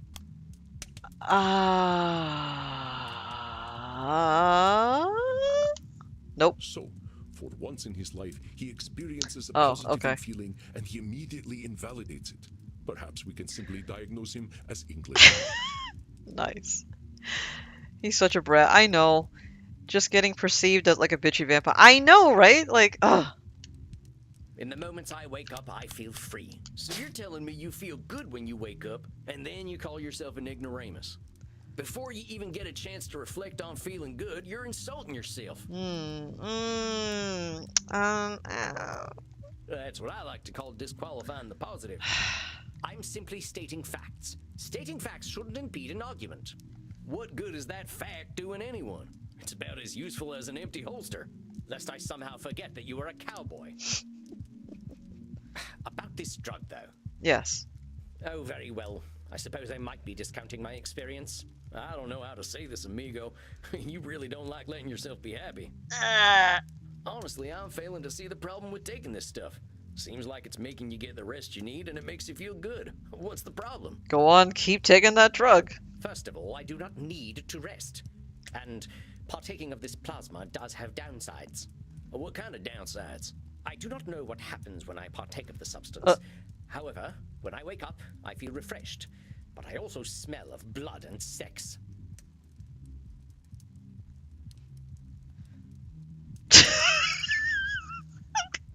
Once I even woke up wearing a football jersey. It was most distasteful.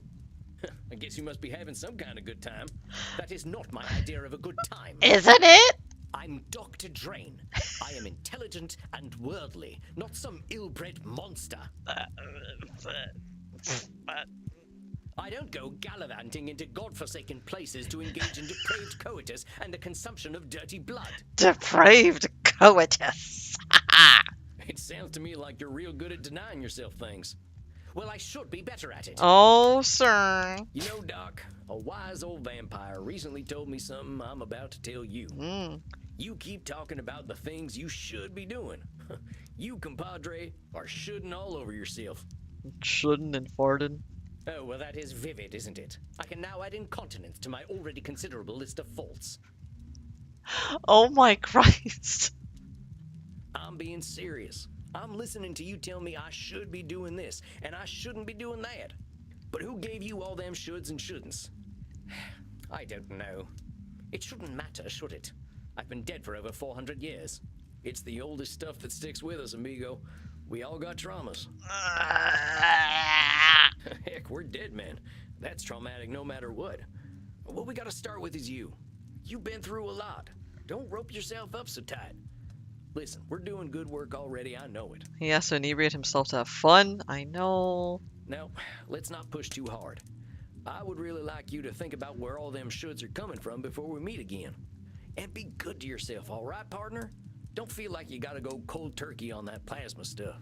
Yes, well, all the same, I'd rather not do it at all. Is that actually gonna happen, though? It might. You're dipping into it tonight, aren't you? I was thinking about it. All right, partner. Just give yourself a little compassion. That's all I'm asking. I'll admit, you've given me some things to think about. Not pleasant ones, mind. You can handle it, partner. You're way smarter than I am. Yes, well, that is certainly true. Very well. I shall do some reflecting, inasmuch as our kind can reflect. Hey. Mirror joke. I shall see you in precisely 4 weeks, then. Farewell, Sam. Precisely 4 weeks. Laughs and overusing weed and spliffing until I cough. Oh, God. Masterfully done, Samuel. Thanks. I knew you would do well, but that doesn't make me any less pleased. Well, that was a hell of a rush. That fella's holding on tighter than a holster to a gunslinger's hip. It felt real good to help him look at himself a little more kindly. Good, Samuel. Treasure this feeling. Can you say treasure again, please? But also rest. Go downstairs, get something to drink, relax in your coffin. Next week you shall see a new client. I think they will be an interesting challenge for you. I bid you good evening, Samuel. Rest in peace. You too, Andy. Well, I guess it's time I got me some grub. Is it gonna be the same 2 kids again?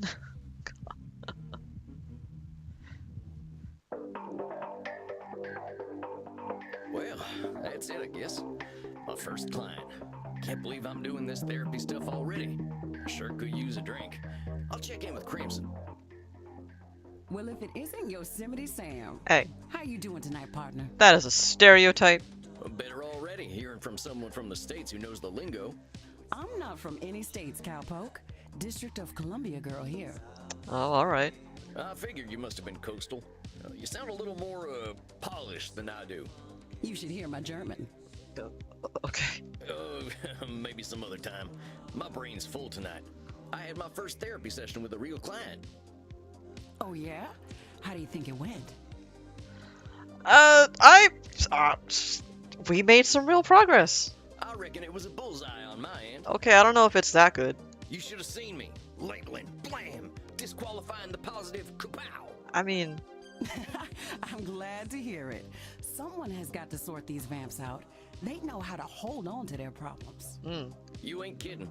Living or dead, once people hit 70, they get pretty dang set in their ways. who? You know Andy still uses a typewriter?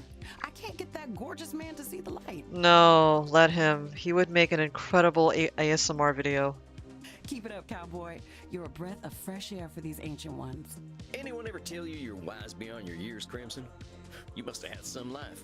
Afraid I'm exactly as wise as my years. How old do you think I am, cowboy?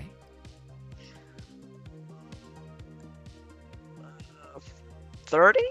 You're somewhere around 30, right? Close, but very far away. I'm 50 years young. 50? I died around that age and I looked like shit. But you ain't a vampire. Like I told you, I'm Andy's blood partner. He shares his blood with me too. Ah. Just not enough to turn me into one of you. Oh, interesting. Okay. I've been 30 for a good while now. But you ain't joining our team? Sounds like a story. Not for tonight, buckaroo. I bet you're thirsty after a big night. Andy told me to give this to you. Oh yeah? What is it? Oh. We had a group of Americans come in last week who donated their blood. Oh? You can do that? Andy can't stand the stuff. He says the blood glucose levels are too high, but he thought you'd appreciate it. What? What? What? Unbelievable. Unbelievable. I'd slander. What? I'm delicious. God damn it. Oh, it ain't so bad. I gotta ask though, what does Andy's blood taste like? To me, it tastes like life itself, cowboy. I ain't sure I understand. Never you mind. Look, Tex, I've got some customers to serve, so go enjoy your juice, okay? My juice? My little juice packs? My little Capri Sun?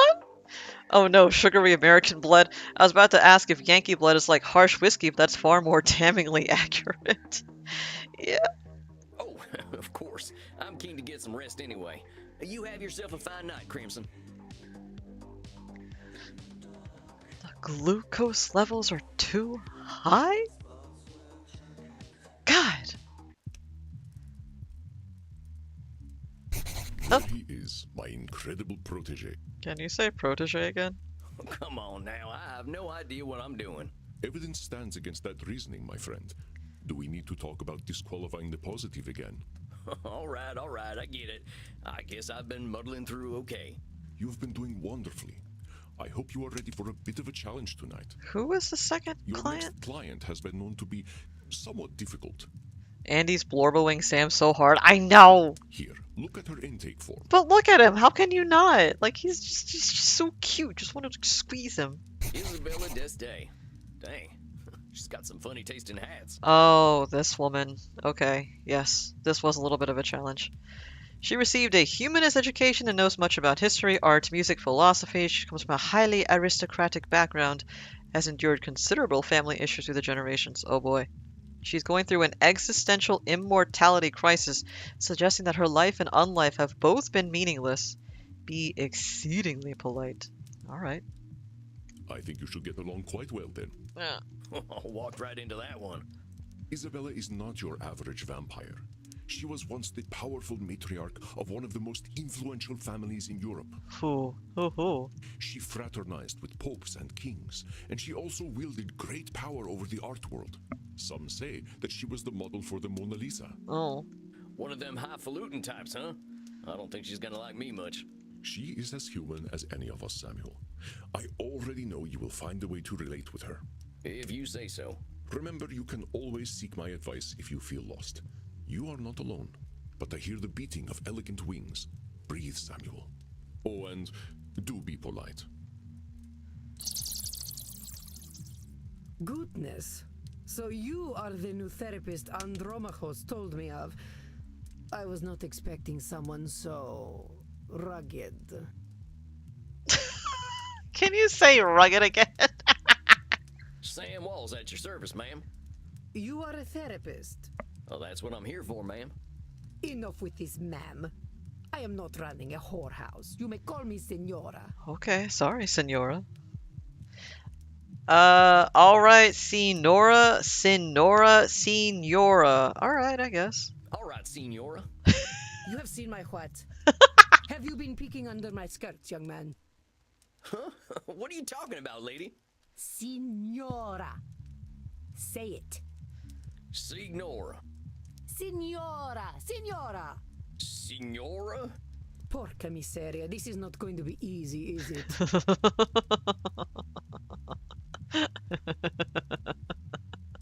Did you just call me a miserable pig? Therapy ain't never easy, Senora. So, therapy is always easy then. I said it ain't never easy, Senora. Is therapy easy or is it not? Oh, Christ. Not, I guess. Oh, how are we to examine my inner demons if your own speech is so diabolical? You know what? Let's start over. She's readying the spoon. Greetings and salutations, Senora. I am most honored to receive you in my humble office. Very well. I suppose it will do. I'm just here to help, Senora. It says here on your intake forms that you've been having a tough time lately. A tough time.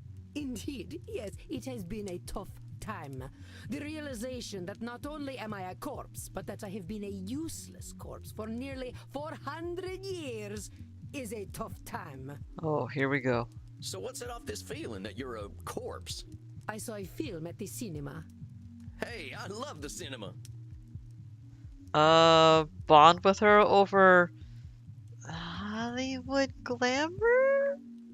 I can't get enough Hollywood. All that glitz and glamour. Them celebrities sure know how to look good. Per favore, they look like employees of a peacock brothel. Oh, okay. The battle between licentiousness and chastity has ended, and chastity has been utterly degraded on the battlefield. Alright. They should be ashamed of themselves, parading their young flesh for the adulation of fools.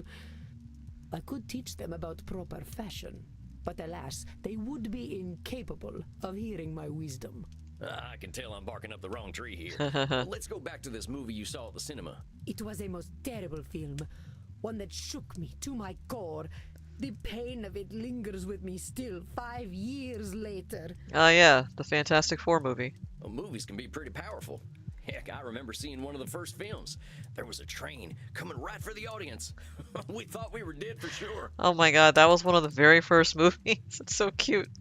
This film was not powerful, it was meaningless. It said nothing, did nothing, less than nothing, as loudly and garishly as possible. And the audience, fools that they were, cheered, applauded this desecration of the mind. I hate this film with all my being, for it has done the cruelest thing. It has revealed the dark truth. This life that I cling to has no purpose. Dang, what the heck was this movie? Space Wars. Rise of the Space Walker. Alright. Alright then. Wait a minute. Space Wars, the big science fiction franchise?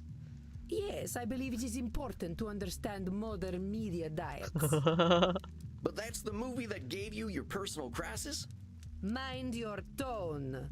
Do not think me a fool. I know it was not high art. But the money it made, it would make even the Pope blush. This stinking trash. This is what the people want. To be fair, lady, I don't know anybody who really liked that movie. You see, I understand now. My attempts to infuse art with meaning were pointless. All that I am, all that I ever was, is dead. You don't seem that dead to me. We're having this conversation, ain't we? You ain't just lying there decomposing. It is no different. I might as well be rotting in the ground. I think you might get pretty bored. Are you getting smart with me, boy? Look, I'm just talking facts. If you're saying all you are is dead, I think you might be doing some Nosferatu thinking. It ain't black and white. You're here. But let's go back to what you were saying. Once, I elevated art, and all the world benefited. Why have I lost my power to elevate art now? Alright. All the world benefited? There's a lot of people, and they got a lot of different preferences. You can't get them all, can you? But I could, once upon a time. Oh no, I know what her problem is. She used to be hot shit, now she isn't anymore, and she's in a crisis. You can't reach everybody, Senora. I hadn't even heard of the Mona Lisa until about 1911.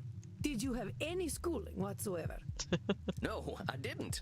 But I don't think anyone in my time knew about the Mona Lisa either. She's a gifted kid burnout. Oh no! Oh, how wonderful. You add to my despair. I'm saying you can't reach everyone, even in your own time. That is true. I doubt the rabble had much of an opinion about the so-called great masters. We only know what we know. But you were saying. It was all for nothing. What good was guiding Da Vinci when they sell the Mona Lisa on beer coasters? I don't, I think that's... So let me get this straight. For you, the Mona Lisa is good if it's only ever a painting. Of course. Those of us who are educated know the way things should be and when they fall short. So there's perfect and not perfect for you, huh? Yes. How clever of you to understand the difference. You're not giving yourself a lot of room in between, are you? No, there is no in between. Alright. There ain't much that's perfect in this world, Senora. You must be disappointed a lot of the time. You have no idea. But as I was saying, it should not be so. Art should have meaning, purpose. Beauty should expose truth. This is either a I don't know. Nope. Ha! For 3,000 years, I have been told what things must be, and every single time, those ideals have been proven wrong. It should not be Okay. so. Art. You're saying art should have meaning and purpose. But does all art need those things? What is the purpose of creation otherwise? How about if I just like doodling? Ain't that a good enough reason to draw? Thank you, Sam. It is a pointless reason. It is not. Oh, maybe I want to do something pointless. Yeah. All I'm saying is that I don't have the same shoulds you do. Perhaps you should. Damn. But I don't. I'm gonna do what I'm gonna do. Which is speak like a peasant. Heck, that's what I am, Senora. Ain't nothing gonna change that reality. Let's get back to what you were saying. But it seems I am just a dead woman. A walking corpse who is not worth listening to. I should walk into the sun. I'm torn between labeling or gonna Now, go why have you gotta go and call yourself names? They are not names, they are my reality. I am a dead woman, and I am a corpse, am I not? Is that all you are? Yeah, labeling. This is how I am defined by the world. Ooh, ooh, Isabella, girl. Seems to me you're the one using them names. Hell, I think I'd be a little afraid of calling you a corpse. As you should be. Allow me to continue. You know, you make me sound rather mad. Like an old woman, railing at the world, screaming into the void, all to no purpose. Look, Senora, all I'm trying to do is show you where you're a little rigid in your thinking is all. You're expecting a lot from the world and a lot from yourself. It ain't no surprise that you're gonna be disappointed over and over again. I suppose that is some insight. Indeed, I have been in a state of disappointment from the moment I was 16. Jesus Christ. What happened when you were 16? I got married. I think I get it. You absolutely do not get it. You are a man. Well then, help me understand. Frankie, my husband. He taught me the meaning of disappointment. He taught me the world was built upon lies. These things men proclaim as values. Truth, beauty, the spiritual. They were all fiction. But if men did not live according to principle, I would. I would set the example and shame them all. Oof. Yet, what a fool I have been to think humanity had greater aims. Oof. So, what's this greater aim you're talking about? I received a humanist education as a child. I was taught that the pathway to God was through rationality and a questioning mind, not slavish devotion to tradition. This world is not Eden, but it could be. Or so I thought. Hoo hoo. So you're talking about a literal pathway to God? No, fool. A pathway to godliness. To live according to our natures. Our true natures. Is everyone having a good time? You mean being Italian? I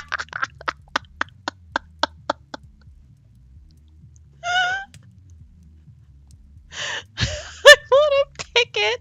Oh, you mean being Italian?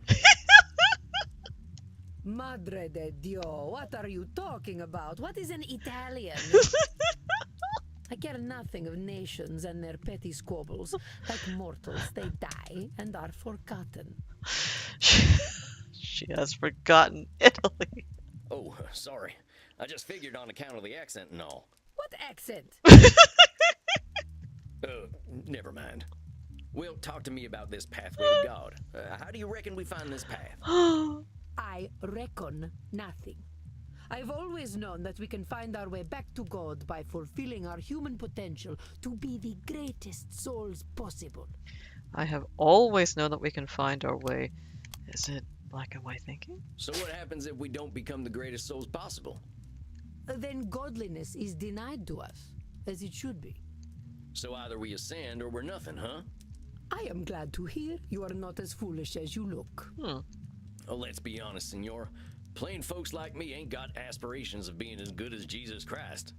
Ain't he supposed to be a forgiving sort anyway? Let's just get back to what you were saying.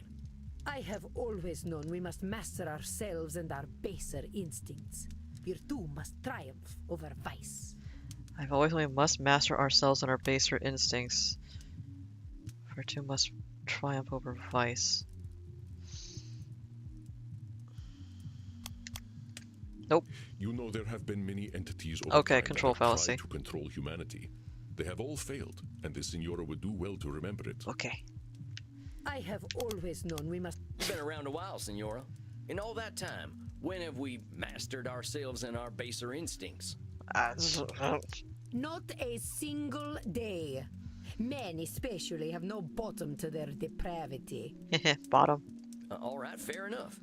So us fellas have disappointed you every day for a few hundred years, right?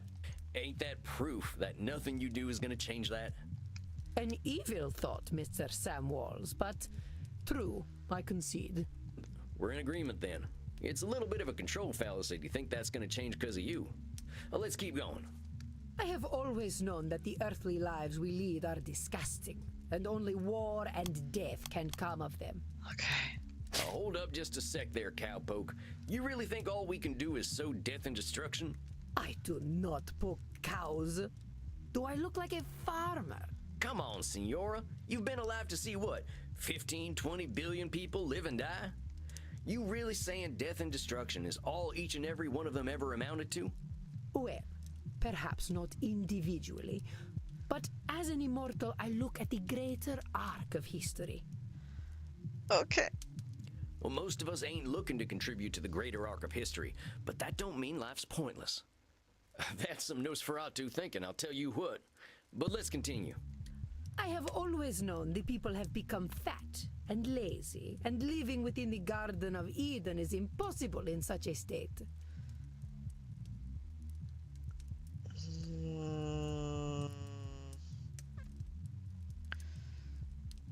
I've always known that people can families. I think. Are we going black and white thinking again? Nope. Our esteemed client is very good at Ah, coming up with okay, names for yes. others, isn't she? I have Yes. always known the Sounds to me like you're coming up with labels for kicking people out of the Garden of Eden. I've been known to bottom to my depravity a few times. Is that all we amount to? Fat and lazy? Look around your own country, boy. Look at me. See my disgusting rolls and saggy features. Oh, Isabella. Would you let me into the Garden of Eden? Ooh, girl? Well, sure, why the heck not? I am glad you are not the gatekeeper then. Girl? You rather have a gatekeeper who wouldn't let you in?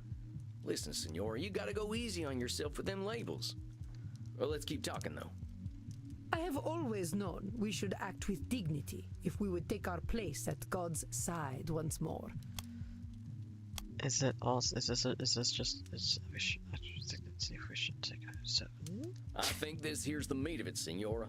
The filet mignon. I fear your French is even worse than your Italian. Here's the thing, Senora. Who came up with all them shoulds that'll take you to God? Why, the greatest thinkers of history that I studied in my youth. Plato, Aristotle, Cicero, Aquinas.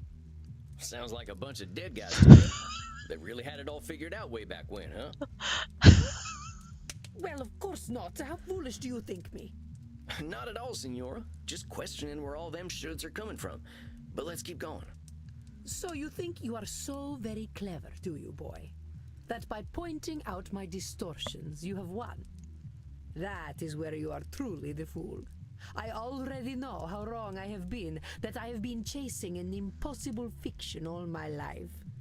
Indeed, I now believe that even if we did follow the pathway to God, once we reached the end, we would discover that he, too, was a work of fiction. When I say God, I mean goodness, propriety, intelligence. God himself is a lie. Oh. I see. So you've lost your faith. Yes, it has crumbled to dust, much like myself in this fat, wretched old body. Girl? Beauty and truth are lies. Ideas developed by ugly men to justify their existence. Girl? While we occupy ourselves chasing those ideals, they create space wars to leech our money and our vitality. Girl? And to think they call me judgmental while they created the false ideal to judge against. Oh, hold on. Pause real quick. Say goodnight. Okay. You don't think I'm judgmental, do you, boy? I mean, I've never seen anyone judge more than you. I wouldn't put it that way exactly. Besides, I ain't gonna call you names. In fact, that's where I think I want to challenge you. Senora, I think the person you're judging more than anyone is yourself. I know you got raised with all them high ideals, so of course you're getting disappointed when nobody can reach them. That's some heavy pressure. Not just on them, but on yourself. Ew, Sam. I'd ask yourself what all that pressure's doing for you. Is it bringing you any satisfaction? Oh, Sam. We can't always control what things are gonna be. This is not acceptable. Hold on, I know this one. What the heck she mean it's unacceptable? Oh, okay. Say that again, Senora? Sorry. I got some bad news for you, Senora. None of us really has the power to change the world on our own. Not even a clever lady like yourself. I suggest we start working on ways of helping you find a way to accept the world for what it is. Sam. But the world is base and unworthy. Remember that term I told you about? Nosferatu thinking? You're gonna strip all the color out of the world if you keep doing that. The world's a lot more than just base and unworthy. Nosferatu thinking. I am not used to having my own thoughts thrown back at me. Well, that's why you're here, ain't it? I ain't gonna help you change the world, Senora. All I can do is help you find some other perspectives. I suppose there is a certain simpleton's wisdom in the way you speak. Thank you. Thanks, I guess. Very well, boy. I will consider what you have said. We will meet again in exactly 4 weeks. Do we have an understanding? Is everyone gonna? It's just 4 weeks? Yes, indeedy, Senora. Ugh. Please learn to speak properly by then. Well done, Samuel. I believe you handled Senora Deste quite well. Thank you. You kidding? That lady straight up hates my guts. You possess a certain low cunning. Samuel, if Isabella Deste hated your guts, she would not be shy about telling you so. That I believe. The older we get, the harder it is to gain a different perspective. Have patience. We are not all as wise as Samuel Walls. Oh. Guess it's just that simpleton's wisdom, as the Senora called it. Do not adopt her labels, Samuel. I will not stand for it. Blorbo. I know she was a challenge, but you rose to it as I knew you would. Look, get you a man who looks at you the way Andy does. Jesus Christ, look at this, just to his eyebrows. It's adorable. I think you deserve a night of hard drinking. Oh. What do you say? Wow. You don't need to tell me twice. All right, Andy. I'll see you later then. Indeed, Samuel. Enjoy yourself. Excellent work tonight. Thanks. Rest in peace. Thanks. I am delighted by this game. It's great. What a lad. I know. I don't remember. Okay, time check. It is 11:37. Okay. Enough abuse for one night. I could use a drink and a quiet night. I think I can save when I get to the coffin. Long face. I used to say the same thing to my princess. Your daughter. My horse, actually. She never really understood the joke, but I still like telling it to her. You didn't answer my question, Gunslinger. What's got you down? Oh, I just finished up with my second client. She gave me a tongue lashing to remember her by. You ever talk to someone who's so educated and refined that they make you feel like a space alien? Only everyone I ever met in law school. Oh. At least until I learned to speak their language. You're a lawyer? Was, and no, I wasn't the blood-sucking kind before you start with the vampire jokes. Just a wide-eyed DC do-gooder. Oh, Crimson. Oh. But I get what you're talking about. People can use language like a membership card. You don't speak the lingo, you don't get in. Ooh. Ouch. Well, that's just what I mean. I just ain't sure I've got the lingo for a 500-year-old high society Renaissance woman. Well, how do you think your session went? Think she heard you? She did seem to be a little receptive. Well, she did say that Yeah. I'd given her some stuff to think about. And to tell the truth, she seemed kind of embarrassed about that. So what? If she heard you, I'd take the W, cowboy. Take the W. What, the wagon? The win, Gramps. Maybe she isn't gonna relate to you, but that doesn't mean she can't hear you. Yeah. You're probably right. I guess I'll take the W. And while you're at it, I'll take some B2. That's blood, see? I love Sam. What are you in the mood for? Men? Women? Something a little more off the beaten path? Hey, that's me. I meant to pick up the game. Yeah, please do. I think I'll have some takeaway tonight. What have you got? Here, try this. Should put some color in those cheeks. You really ain't squeamish, huh, Crimson? Nah, healthy blood never hurt anyone. I've been hanging around vampires for 20 years, and they aren't so scary. Not even Bird. What, that old pointy-eared teddy bear? He's a total sweetheart, unless someone gets aggressive or touchy with the customers. What does he do then? They get a stern warning. Aw. And if they don't listen? Why, then he eats them. Oh. Maybe he is a teddy bear. I met Teddy Roosevelt back in the night, and I'm pretty sure he would have done the same thing. Oh, I see what for a minute I thought he was saying that Teddy Roosevelt was a vampire. Speaking of which, I gotta thirst something fierce. I think I'll head back to my coffin for a little rest. But you have a good night, Crimson. You too, Sam. Don't let the Draculas bite. Hey. Time to crack open a warm one.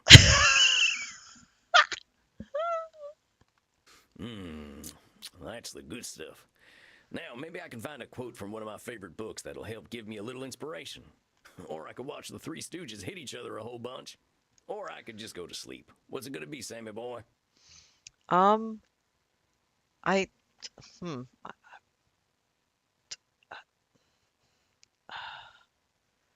do you guys want him to do? He can watch some Three Stooges. He can read some Thoreau. This is delightful. I'm glad you guys like this game. I really enjoyed this. And there's characters later on that'll they hit pretty hard. Like I feel like all of them have done that so far. But like There's an Irish vampire later on. I'm not gonna say anything. You guys can find. Ooh, throw. Okay. My profession is to be always on the alert, to find God in nature, to know his lurking places. I always like that quote. I ain't a God-fearing kind, but it's true. There's a natural beauty behind the man-made world if you know where to look. Sure, if you just go outside, take a little walkie. Isabella d'Este's all culture and breeding, but underneath, she's got her vulnerable and beautiful humanity too. I just gotta remember that. Hmm. Okay. Yeah. It is like Persona 5. All right, that's enough for one night. Time for some rest. I hope my next client will be a little easier. Okay, so I think I can. Wait, can I just save whenever I want to? I can. Okay, I'm gonna save here. That is my personal game here. I think. Can I save? Oh, this UI needs a little bit of work. I can barely tell that's highlighted. Okay, so save it. There. Okay, good, good. Um, okay, so I think we could call it for the evening because it's 11:42, and unless you guys want me to keep going, but typically people want to go to sleep about now, right? I'll leave it in your hands what we do. I'm a little bit tired, but I could keep going for a little bit longer, I guess. No further than midnight, because it was a long day. I definitely needed a little bit of therapy. I could use some sleep. All right, okay. Well, let's call it an evening. How do I get out of this menu? No, like seriously, how do I get out of this menu? Oh, we have a client record now. Nice. Cute, cute, cute. Doesn't seem to like vampires. Huh? That really shouldn't shock you that badly. How do I get out of this? How, oh, okay, I see. Then yeah, let's stop here. You definitely want to see more of this ongoing? Okay. I would actually like to. How do I? Oh, exit. Okay. Maybe I'll do a little bit on Friday. What is Friday? Do I have anything to? I don't think I have anything to do on Friday. Maybe Friday. I don't know. Let's just take let's take a break. Let's sleep. Good night, everyone. I need. Mm, I could use some water. I'm West Coast, baby. I know you are, but I'm hours ahead of you, and I'm tired, and it's been a long day. Good night, everyone. I'm sorry, Max. I would stay up all night with you if you wanted, but like I'm tired, sleepy. If I highly recommend this game. I mean, you guys have seen it, you like it, so hey, there's DLC, there's like couples therapy stuff and, whatever. Anyway, yeah, good night. Vampires, yay.